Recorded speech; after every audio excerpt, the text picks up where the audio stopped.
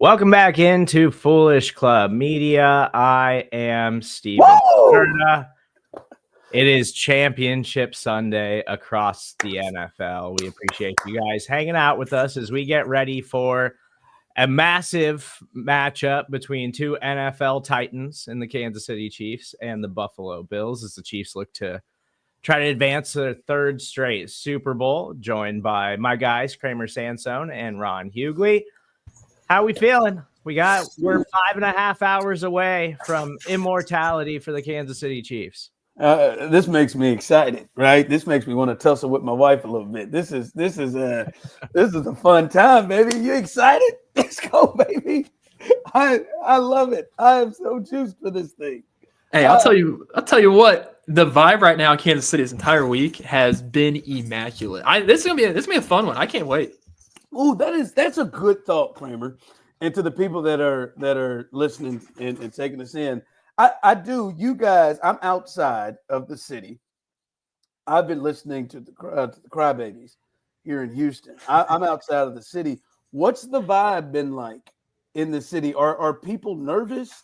Are people excited? Like, what's the vibe for this? Because all we've heard is this is the greatest test that the Chiefs have had in this run. And it very well might be. I think maybe I might argue a little Joe Burrow and Jamar Chase. The playoff run they had to go on last year was maybe a little tough.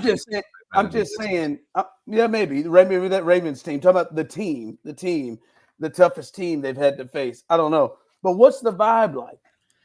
From what I've interpreted, people are just fed up and are annoyed with all this ref talk. And they're like, you know what? They're not actually looking what's on the field. People here know how good this Chiefs team actually truly is. And that's what I guess was wearing a chip on their shoulder up here, because it's like, you know what? We're gonna do this damn thing. That's what's gonna happen. Yeah, I feel like there's a lot of confidence, and I actually wanted to talk about that because I feel like I've got a lot of nerves. Like, I've been all week long going back and forth how I feel about this game and my feelings about it. And as I talked about on Show and BK, I landed on I'm picking the Chiefs to win, and I'm talking myself into it being like a bigger win than I initially thought earlier in the week. But I feel like I'm also playing it safe because I've just got nerves about the entire thing.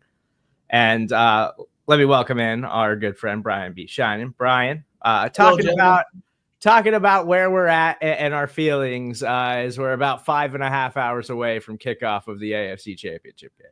I'm feeling great. I'm not even gonna lie to you. I was nervous when Buffalo won. I'm like, okay, here we go again. These damn Bills, they could be the ones that stop the three-peat. And then later on in the week, I'm like, nah, not really, because of the fact that it's really all on Josh Allen. And if you leave it with one player for Spags to dial up some things on, I'm betting that rather than the Ravens with Lamar Jackson and that threat, and the threat of the possible deep game pass with Zay Flowers and then Derrick Henry to top it off on all of that. With Josh Allen, you kind of contain him, you bottle him up, and the Bills don't have many other options to make things happen on offense. And then this defense that the Chiefs have, they're trotting out here. I just think they're getting better. As this playoffs moves on, I think they'll come together and really play more of a cohesive unit than they have, in the middle of the year or towards the end of the year when they were having a couple issues with Jalen Watson back now. So, look, I think about all of that. I think about Arrowhead and how the city is feeling. The city is electric. I mean, this one is different than the previous 6. Crazy as that sounds. But this one feels different because of the fact that we all feel like we are chasing history and we're watching it unfold in front of our eyes. So I'm feeling great. I cannot wait to get to Arrowhead. I know Brian will be there. Hopefully he cries in the stands again like he did I might 2 years ago. But I don't want to accuse you of saying this. I do want to make it clear. It is not easy to bottle up Josh Allen, right? Everybody's tried to do it. So it is going to be a big task. But I just think this is an interesting place that the league is in and the Chiefs are in right now. Because I feel like this is the most hated team, and I feel like this has just crept up in like the last month or a couple of. I mean, built up to this space. I know the Taylor Swift stuff, and maybe and I said this to you before, sir. Maybe I'm close because I'm here in Houston, and the crying is at a really high level, or as I like to call it, the hurt. But it feels like this is the most hated team I've seen since the LeBron, D Wade, Bosh Miami days. Heats. Like the Heat, that Heat team where it was just like everybody wanted them to lose except for Heat fans or LeBron or D Wade fans. I hated it. I bet you did. It feels like I ride with LeBron, so I'm there all the way. But like it was everyone couldn't wait till the Dallas Maverick thing happened. And it feels like this team has reached that. And it feels like it's reached that in a moment, so much so that it makes people delusional. And not even delusional, but just something we've never, ever seen in sports. Because the Chiefs right now are on like the Jordan run. They're on like even the little LeBron run. They're in even more than LeBron. They're in the Jordan run. And when in the world would you have ever picked the Pacers or the Suns? Like the amount of people that are picking the Jazz with Jordan at home, with Phil, with Scott. Like when would so many people in droves, especially after they have won multiple championships, won one of the three, would pick against that team? Like it's crazy to the point that I feel like it is more hate that pushes in. It is, and I'll say it, and this could be home or whatever.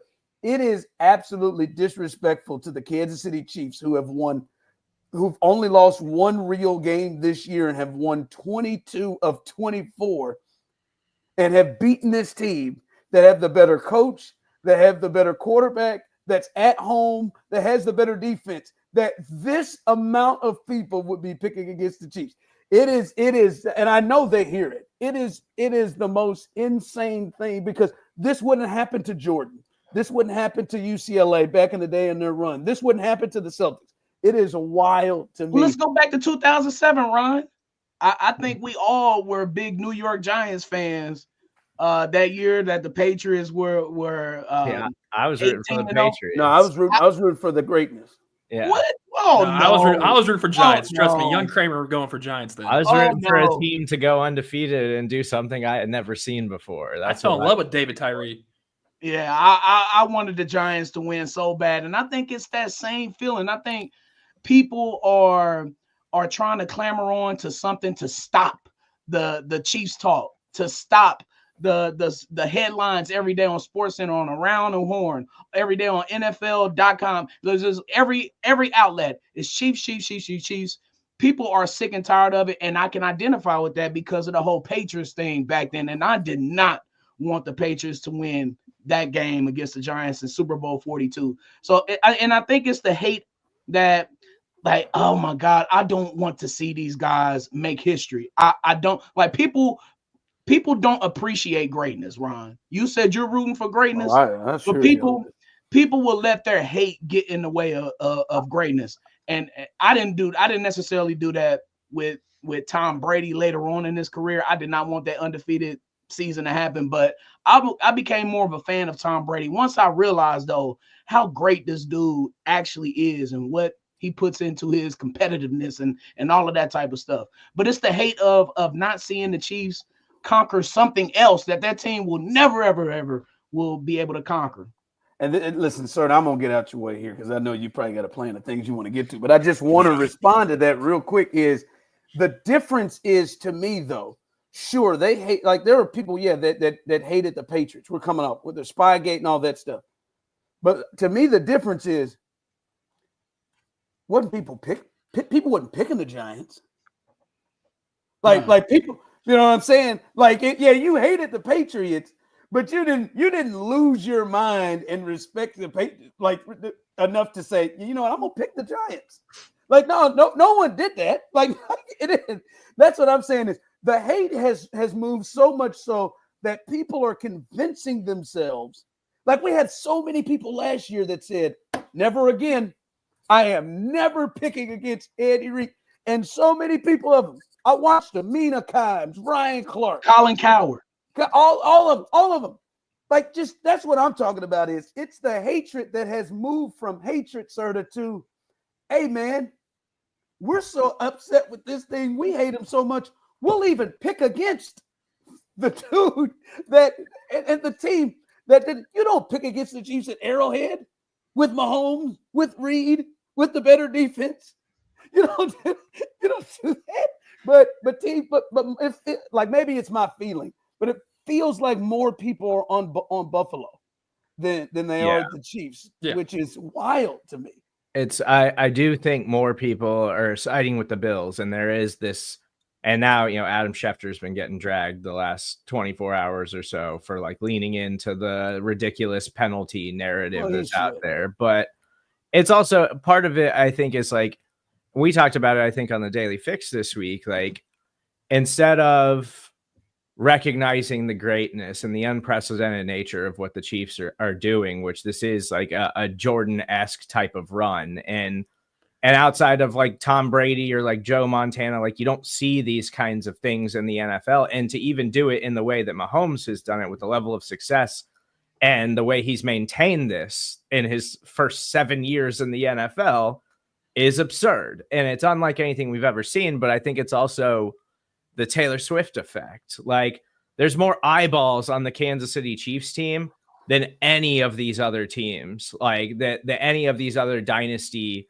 teams, because like, they're setting television records every week now. Like, the amount of people that are watching them and how famous they are and how big they are across the country has reached a level that none of those other teams ever reached or ever identified with, because there's simply a bigger fan base that is following the Chiefs now. That we see Travis Kelce and how his celebrity has shot through the roof because of Taylor Swift, and like, just all of the eyeballs that are on them comes with more hate. So I think that's where this narrative has kind of been built up and gotten steam, as ridiculous as it all is. But let's go a step further. People just hate that, but they also hate the fact of how the Chiefs have been winning this entire season. That's one reason why people are picking against them, is because it's been so close. What if it's been a few inches, a blocked field goal, a made field goal, a defensive stand, however, or even last week, let's put this on the bingo card. The Chiefs were terrible on offense with their offensive numbers. The Texans literally did everything they could to try to beat them. And yet the Chiefs still won that game no matter what, because they were still the best defensive played team. It's ridiculous. That's why people are actually getting fed up with all this stuff, I feel like. But man, I just don't understand why people would like to go and bet against this Chiefs team, even if it is by one play, 1 point, 2 points. I'm always going to side with Andy Reid, like everyone else should, or Steve Spagnuolo, because they will get the job done. They have yet to prove me otherwise. They cannot do it. And the tight game narrative, like, people point to that Vikings team from a couple years ago, which like doesn't really hold up, because Patrick Mahomes is not Kirk Cousins. Like, yes, they've won a lot of close games, but like, everybody knew that Vikings team was a fraud. Like, the Kansas City Chiefs simply aren't frauds. Like, we know who they are. Like, they're champions and they have the best player in the world. But I do want to They've been doing this. Hold on. They've been doing this one possession game stuff since way back too. So it's like, this isn't brand new to us. It was just at a higher level this season. But there is a few notes I want to get to ahead of this game. So, and we've talked a little bit about the offense and the defense to start things off here. But what I want to focus on specifically with the Chiefs offense, and what I think is actually like a huge factor going into this game, the Bills are going to be without safety Taylor Rapp, who has been a huge member in their secondary this season. It's everything that they like to play on the back end, where they try to take away the deep part of the field and do all that stuff. Taylor Rapp is a huge part of that for this defense.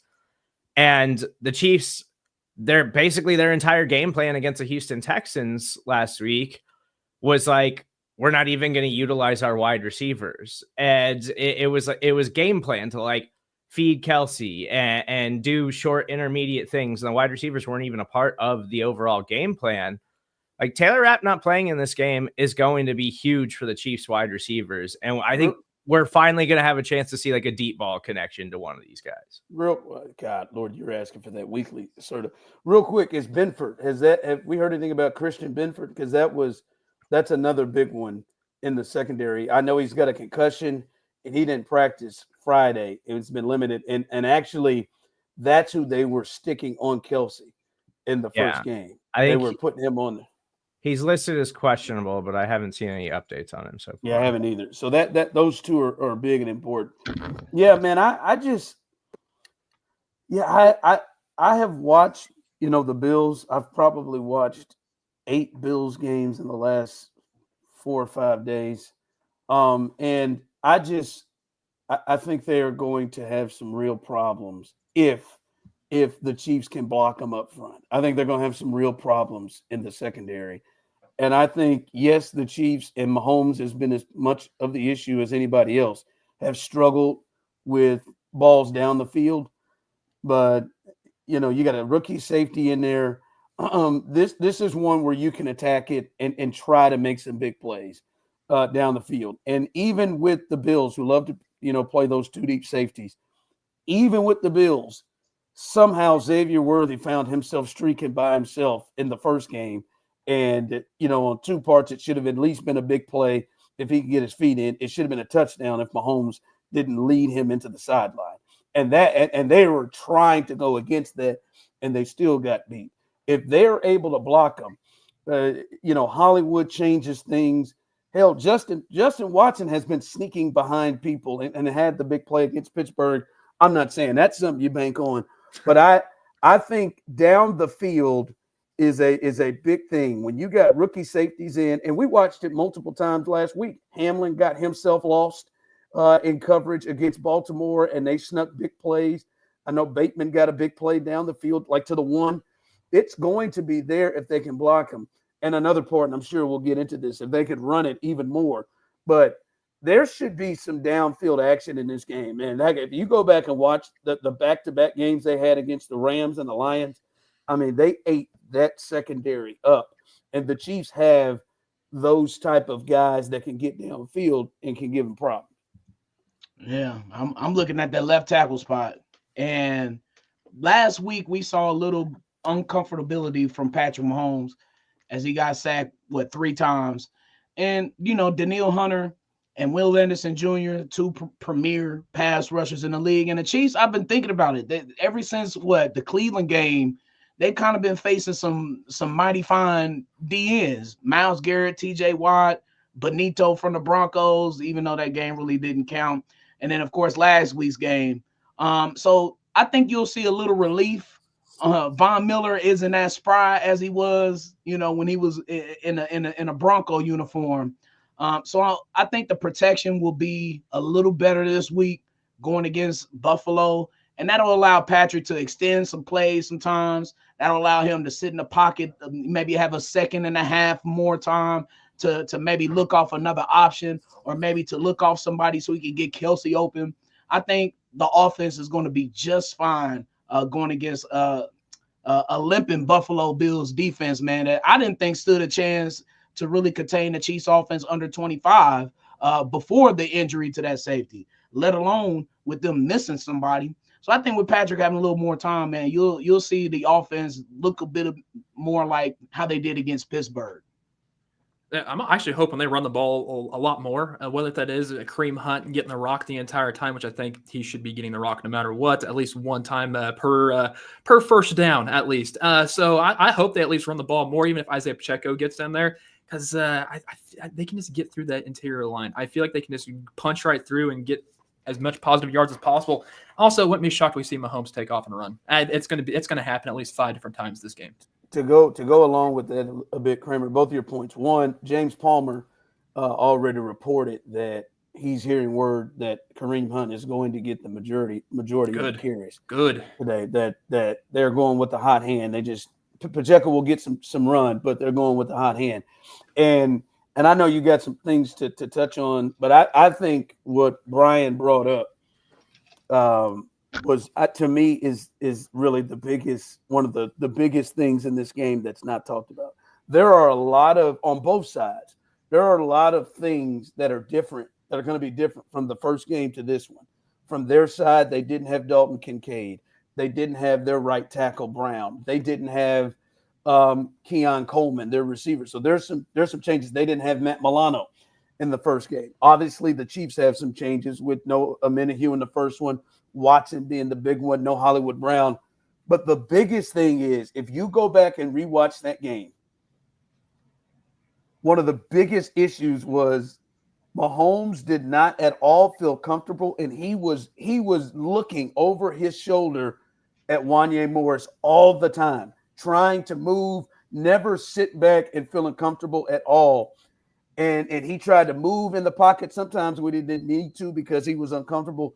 I think the comfort level that he will have, and like you said, this is going to feel a little bit. I mean, you're going to leave Danielle Hunter and Will Anderson alone by yourself. I mean, you're asking for problems. It feels a little different than with this guy. I think the way they have been handling protection here of late and how he can be comfortable is, I think, maybe the biggest change from the game one to this one, because if you watch it, he clearly wasn't.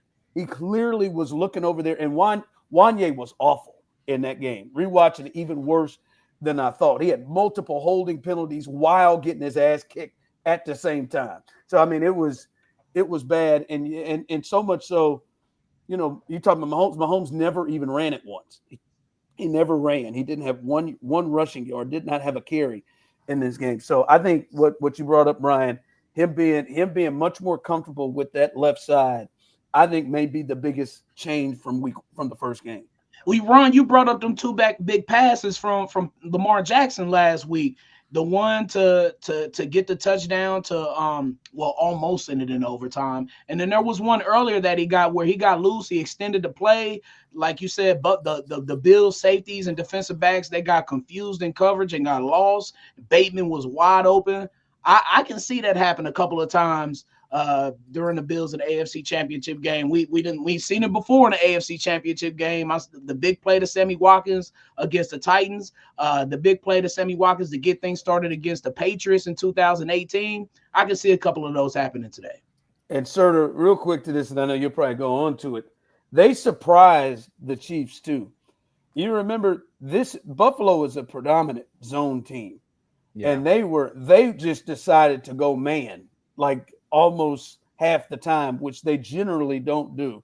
And I think that caught the Chiefs off guard a little bit. I would love to see them go man with Hollywood and Worthy the way he's playing right now, and Travis, right? Like, I would love to see them attempt that. And if they do what they normally do, which is zone, I think the Chiefs are one of the best zone beaters in the league as well. So I don't think they will catch them by surprise in this one.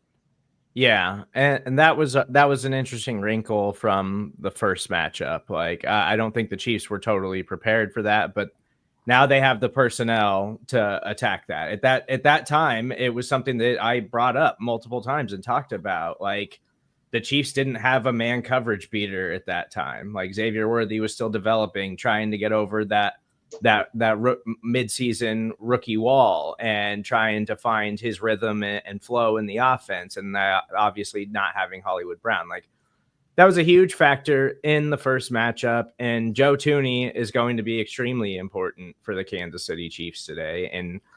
And that Bills defensive line is good. I don't think they have premier edge rushers the way that the Texans, like Danielle Hunter and Will Anderson. No.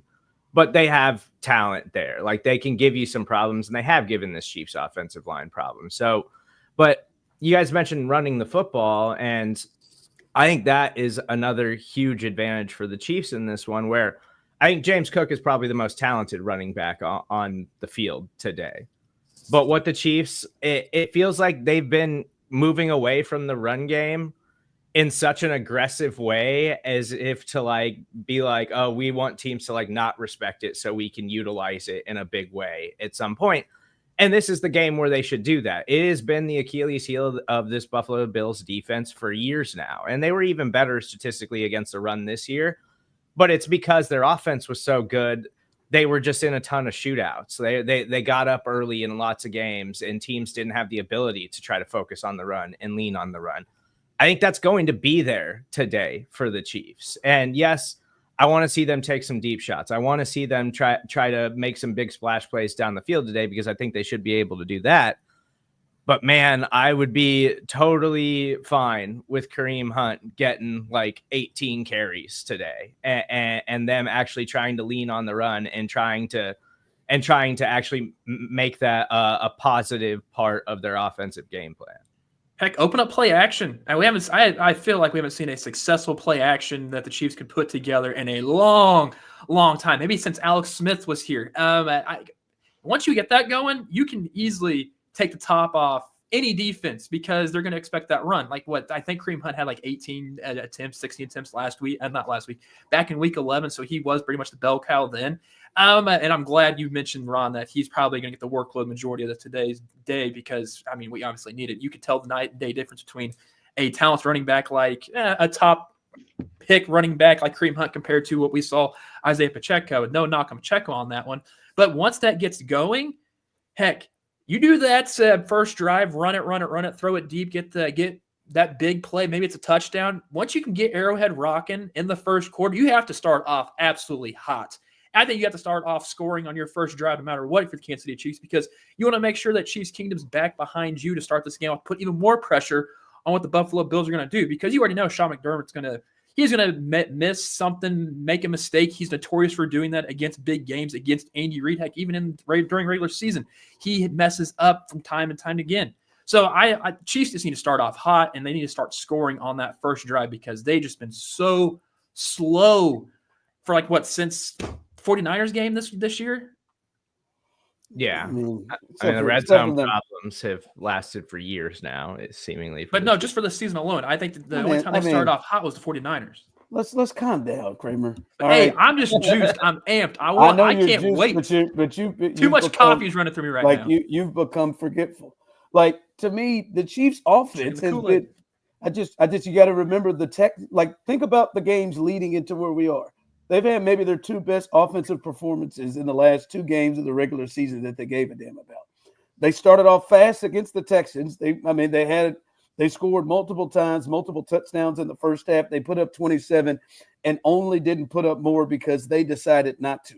And then the Pittsburgh game, it was 13-0.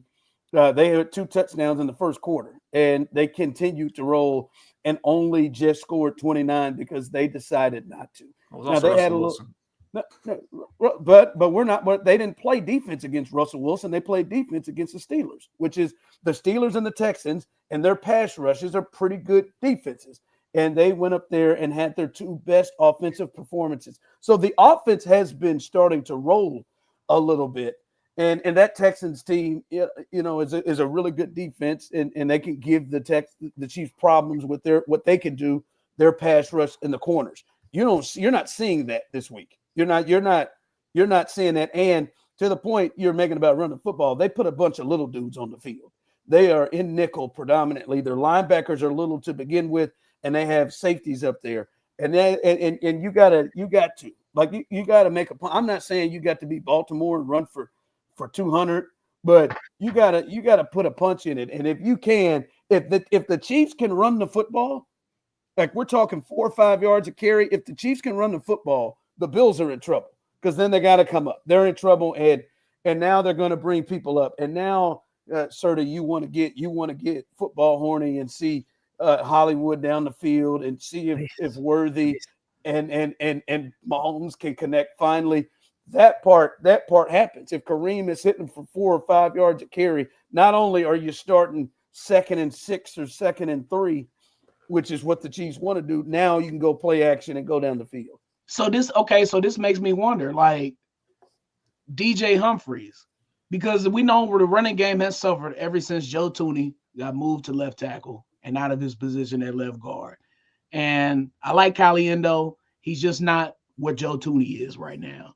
So it's like, do they not trust DJ Humphries that much or do we just want to, if it ain't broke, don't fix it? We just keep on going with what we're going. And I have no issues with Thuney at left tackle, but Ron, like you said with that run game, man, it's I don't want to say it's an automatic win for the Chiefs, but it's like, it's hard to see the Chiefs losing when they're getting 4 or 5 yards a pop, and then Buffalo, you got to sneak somebody else up in the box. Now you got 7 in the box. Now maybe sometimes on a 3rd and short, you got 8 in the box. And Kramer, that's where your play actions come in at.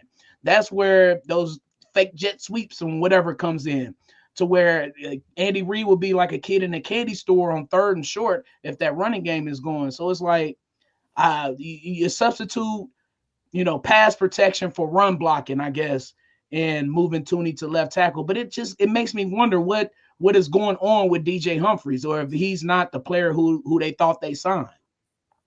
Yeah, I mean, I just don't think he's healthy, like fully healthy, or at a point in his career, or late in the season, where the Chiefs are like, they don't have any time to wait on DJ Humphries right now. Like, Joe Tooney, I think, is the best option, and maybe you are sacrificing a little bit in the run game, but I also think the Chiefs have gone so far out of their way to not lean on the run in the last 5 weeks. Like, they just haven't been interested in running the football, and I think some of that is playing into playoff strategy. Like last week, just not utilizing their wide receivers against the Texans. Like, they were just like, we're just not even going to risk going after these cornerbacks that are in the Texans secondary that are great at forcing turnovers and having impact plays. Like, they were just like, we're just going to eliminate our own wide receivers as an offensive part of our game plan.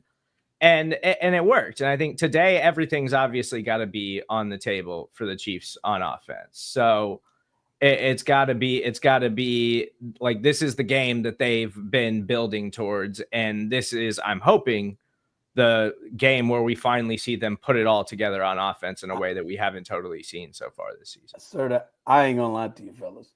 If you've listened to me on the Daily Fix or show in BK, nobody has been louder about Joe Tooney at left tackle and stop it with the DJ Humphrey nonsense. I ain't gonna lie to you.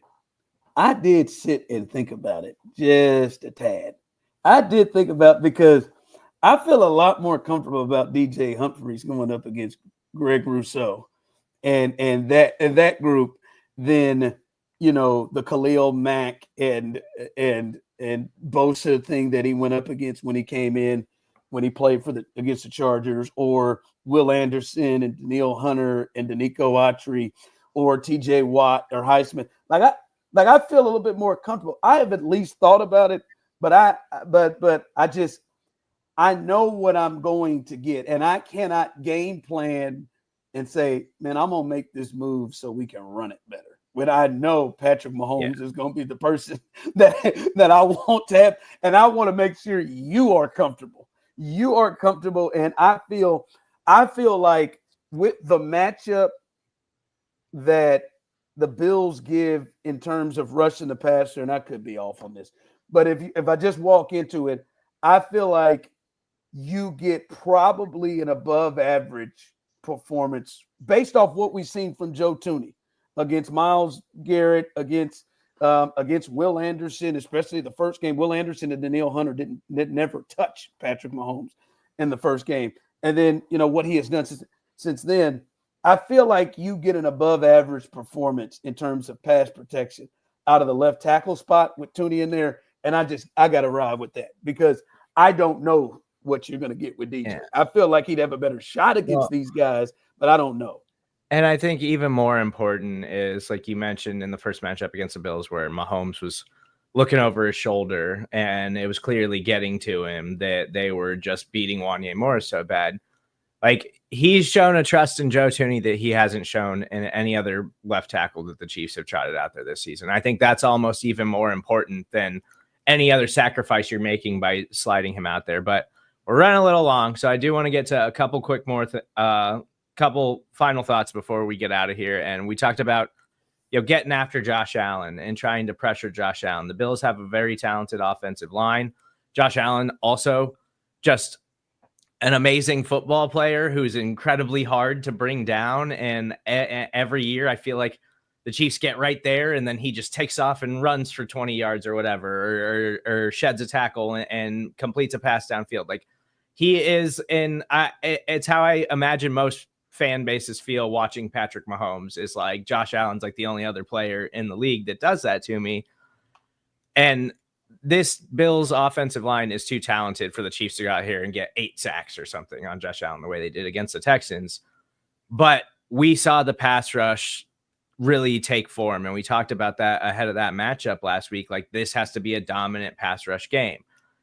When you get Josh Allen under pressure and like really put him under pressure, that's when he will start making mistakes. And this season, he has not made a lot of mistakes. His decision making has been tremendous, and he's probably going to wind up being an MVP because of it. But they have to find a way to get to him. It was nice to see Chris Jones moving around the defensive line last week and getting a sack off the edge, and Charles Omenihu having an impact. George Karlaftis looking like a monster. Like, how Spags attacks that, how Spags gets pressure on Josh Allen, I think for me is like the most important part of this entire game plan for the Kansas City Chiefs. Bottle him up, keep his ass in the pocket. Keep him in there. Do not allow him to escape that pocket. That means those DNs, they got to stay home. That means Chris Jones and Treshaun Wharton, they had to be disciplined on the inside to make sure they're not going after sacks on run plays, because then that's when the explosive plays happens. So just keep his ass in the pocket, and the rest will work itself out. I'm sure Spags has been on the DNs and them staying home and being disciplined, but it's so vital, because that's where he is most dangerous. When he gets outside, he starts running and guys start getting open. It's a dangerous game, but Spags, he can dial it up. And with how Josh Allen, I mean, he does get around. He's gonna get his own. He's gonna run. We already know it's gonna happen. And if majority of his times it is up through the middle because of how the edge rushers go around him, which I absolutely love the fact Omenihu's back. I think that's gonna be a big key factor of this game and him with that pass rush.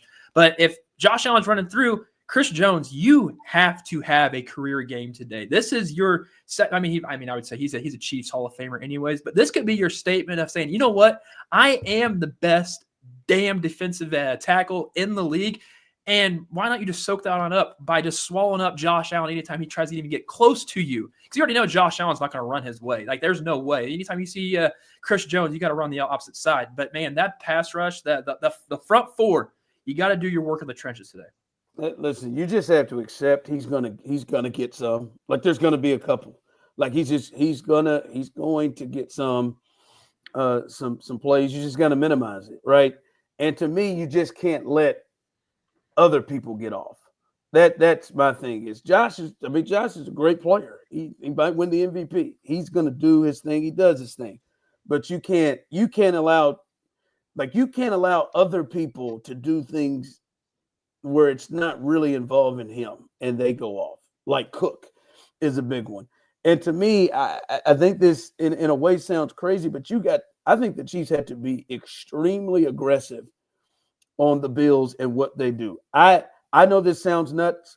I'd rather Josh try to be taking stuff down the field. Because what they eat is they're gonna get you on them little screens. They they use a little running back out. If you watch first game, a lot of it, they just had easy stuff because the Chiefs were so far off. Like I want to see Matt Collins run past people. I want to see if Amari Cooper can still, like, unless you're playing, Shamari Connor on them. But the guys in the secondary, like I think they struggle more, and he is more apt to turn the football over if he is throwing it down the field. If you watch the Bills offense, they are very much like the 2022 Chiefs, where it is bam, bam, here, and they take all the short stuff. They'll probably run 5-6 screens today. They'll probably run little stuff with a running back that comes out for big plays. I think you have to stop that to then make him move off his spot. Because if you let him just sit back there and pick him apart. I'd rather have Amari Connor on him than Najee Johnson. I don't want either one of them in coverage. Yeah, my thought is I would be good if Shamari was a spy. Like I would be good if he was sitting there as the spy, but not covering nobody. And the last thing I wanted to mention too, it's expected that cornerback Jalen Watson, who played more last week than the Chiefs anticipated him to play coming back from the significant injury, but he's expected to see another increase in snaps today. And he's the difference maker in the secondary for the Chiefs. And obviously Trent McDuffie is a superstar player, but I mean, he gives the Chiefs that ability to play that they want, where they can utilize McDuffie all over the field and not just have to leave McDuffie outside on an island by himself, taking away one side of the field because they don't have anybody else who can hold up in coverage. Like Jalen Watson is a very talented player and he's a difference maker. And I totally agree with you, Ron. Like the Bills are a ball control, hyper efficient offense.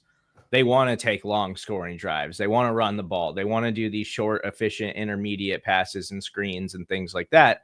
They don't have burners at wide receiver. And it's like, and the Chiefs, like, Chamari Connor could be a problem if he's going to be out there a significant amount of snaps today in coverage. But I believe that the Chiefs have some type of game plan to try to combat that short intermediate area of the field. And if that means you're getting with Jaden Hicks and Justin Reed and Brian Cook, like you're going to get these Bills wide receivers to test you downfield. Like I think that plays to the Chiefs' advantage in a huge way. Absolutely.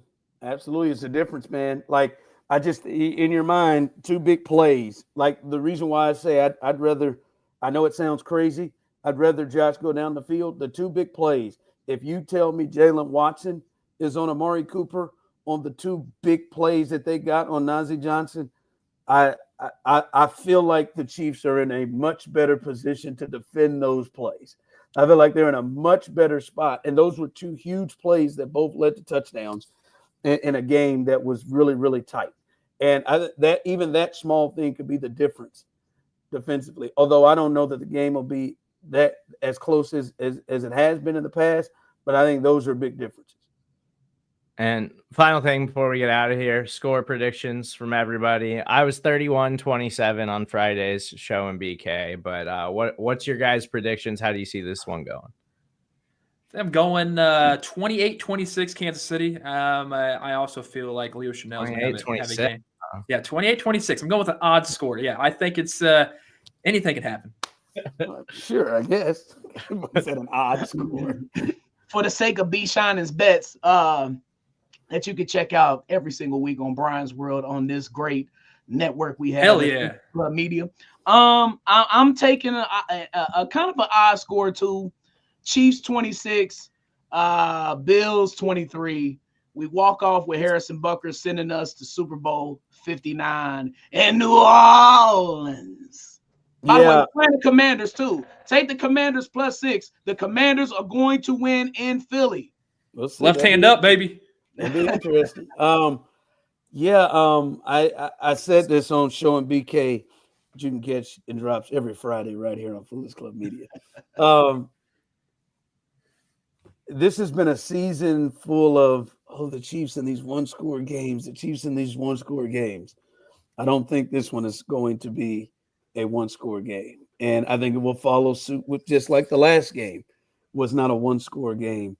I got the Chiefs 31-17 in this game. As I said, man, when you really start to look at it and not what people are hoping and feeling, when you have the best coach potentially of all time, at least the best coach right now, going against a solid coach, but we've seen Sean McDermott have problems before in just decisions. And then you got Spags, and then you got Dave Tobe against that crew with a second look and tape to watch this crew. And you have Patrick Mahomes, and you have the best defense, and you're at home. And now the unusual thing that the Chiefs get is they're a dynasty that are 2 wins away from being the greatest dynasty in the sport, but they still get to act like, and not even act like, it's legit. They can legit find a good amount of people saying, man, I don't think they're that good. And we understand those guys feed off of that. We saw the Burrowhead stuff. We saw how they have reacted over the years to stuff. I see my man put a crown on Josh Allen as the game ended against the Ravens last week, which I thought was interesting as hell. And we know petty ass Pat sees it all. He'll count out all his touchdowns on his fingers. Oh, this thing. I think everybody wants it to be their time, and I think that the Chiefs aren't ready for that. I could be off, but I think this is the best performance that we've seen from the Chiefs all season. I hope it plays out that way. I'd be totally fine if it's actually a 2-possession win by the Chiefs, and we're not sweating at the 2-minute warning of the fourth quarter. Like, we're confidently going into a third straight Super Bowl. I am totally in favor of all of that. But thank you guys for hanging out with us. Let's go get this done. I want to see the Chiefs go to a third straight Super Bowl. I hope it happens for everybody. Brian, enjoy the game. Kramer, Ron, we'll talk to you guys later. As always, please make sure you subscribe, rate, and review everything that we're doing right here on Foolish Club Media. I will be back immediately following the game tonight with Rocky Magana for the FC postgame show. We'll talk to you guys then.